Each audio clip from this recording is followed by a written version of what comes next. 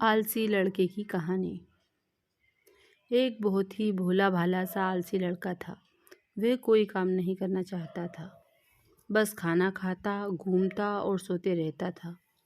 एक दिन उसे किसी ने बताया कि एक आश्रम है जहाँ पर कुछ नहीं करना पड़ता है और हर दिन 2 समय का खाना और नाश्ता मिलता है। तुम वहाँ जाकर के रहो। उस आलसी लड़के ने सोचा कि यह तो बहुत ही बढ़िया है और वह उस आश्रम में जाकर रहने को सोचा।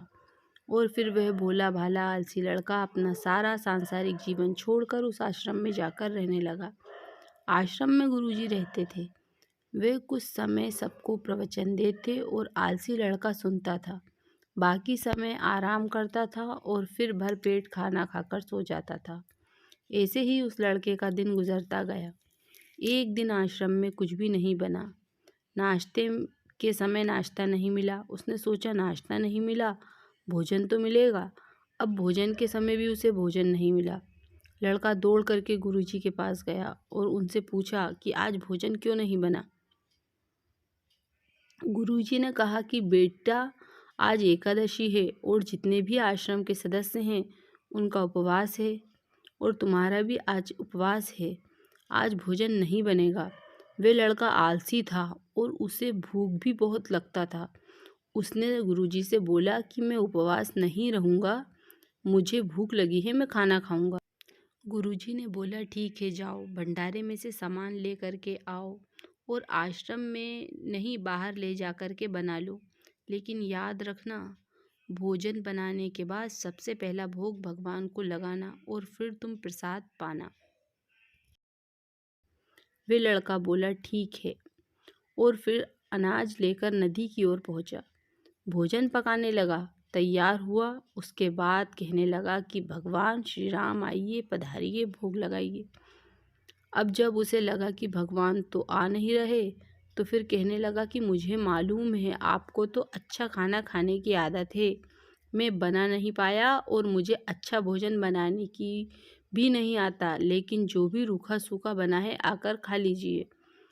भगवान श्री राम उसकी सरलता पर बहुत ही प्रसन्न हुए और उस लड़के को दर्शन दे दिए। उसने देखा कि भगवान श्री राम आए हुए हैं और उनके साथ में माता सीता भी आई हुई हैं, लेकिन लड़के ने सिर्फ 2 लोगों के लिए ही भोजन बनाया था, एक अपने लिए और दूसरा भगवान के लिए।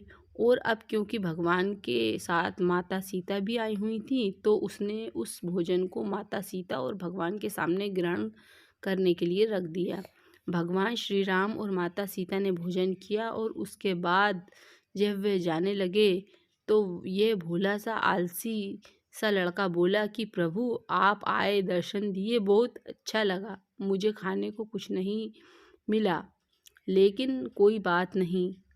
लेकिन आपसे एक विनती है कि अगली बार जब आप आएंगे तो कितने लोग आएंगे ये बता दीजिए, ताकि मैं उतने लोगों के लिए भोजन बनाकर रखा रहूं।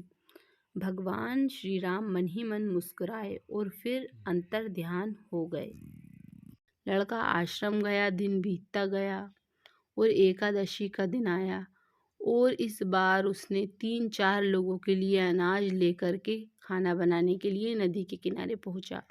उसने बड़े प्रसन्नता से भोजन बनाया और इंतज़ार करने लगा कि प्रभु आइए और भोग लगाइए। इस बार लड़का देखता है कि भगवान श्री राम पूरा राम दरबार लेकर के आए हैं, जैसे माता सीता, लक्ष्मण, भरत, हनुमान जी और सभी लोग आए हैं। लड़के ने 3-4 लोगों का भोजन बनाया था। इस बार भी भोजन कम पड़ गया। लड़के ने निराश होकर भोजन को प्रभु के आगे रख दिया। उन्होंने भोजन किया और फिर चले गए और इस बार भी लड़का फिर से भूखा रह गया। अब लड़का फिर आश्रम गया, दिन बीतता गया, फिर एकादशी का दिन आया और इस बार गुरुजी से कहने लगा कि गुरुजी मुझे इस बार थोड़ा ज़्यादा अनाज चाहिए। गुरुजी सोचने लगे कि इतना सारा अनाज का करता क्या है, कहीं इसे बेचता तो नहीं है। उन्होंने कहा कि ठीक है, भूख से परेशान रहता है। लड़के ने कहा नहीं गुरुजी, मैं भूख से परेशान नहीं रहता हूँ, प्रभु के साथ बहुत से लोग आते हैं, उनको भी तो भोजन करना पड़ता है। गुरुजी को लगा कि लड़का पागल हो गया है, लेकिन गुरुजी ने सोचा कि चलो एक बार चल के देखते हैं कि लड़का इस अनाज का करता क्या है। वह भोला सा लड़का अनाज ले करके नदी के किनारे पहुंचा और इस बार भोजन बनाया नहीं। उसने सोचा कि हर बार प्रभु ज्यादा लोगों को लेकर के आते हैं, इस बार जितने भी आएंगे खुद बना करके भोग लगा लेंगे। और फिर प्रेम से प्रभु को बुलाने लगा। गुरुजी ने ये सब छुपकर देख रहे थे कि भोजन तो बनाया नहीं और प्रभु को बुला रहा है। लेकिन लड़के ने देखा कि इस बार प्रभु के साथ बहुत से लोग आए हैं और उसने प्रभु के सामने हाथ जोड़ करके कहा, प्रभु माफ करना, आप बहुत सारे लोग आते हो, मुझे संख्या पता नहीं होती है और मेरी हिम्मत भी नहीं होती है कि इतने सारे लोगों के लिए भोजन बनाऊं। आप स्वयं आइए, बनाइए, खाइए और भोग लगाइए। प्रभु मुस्कुराते हैं और अपने साथ आए सभी लोगों के साथ मिल करके भोजन बनाते हैं। गुरुजी ये सब छुप करके देखते रहते हैं और फिर लड़के के पास आ करके कहते हैं कि तुम ये कर क्या रहे हो। लड़का कहता है कि गुरुजी, आपको दिख नहीं रहा है कि भगवान श्री राम पधार चुके हैं, माँ सीता आई हुई हैं, हनुमान जी आए हैं और भी सभी लोग आए हुए हैं, भोजन बन रहा है। गुरुजी ने बोला कि पागल हो गया है क्या, मुझे तो कोई नहीं दिख रहा है।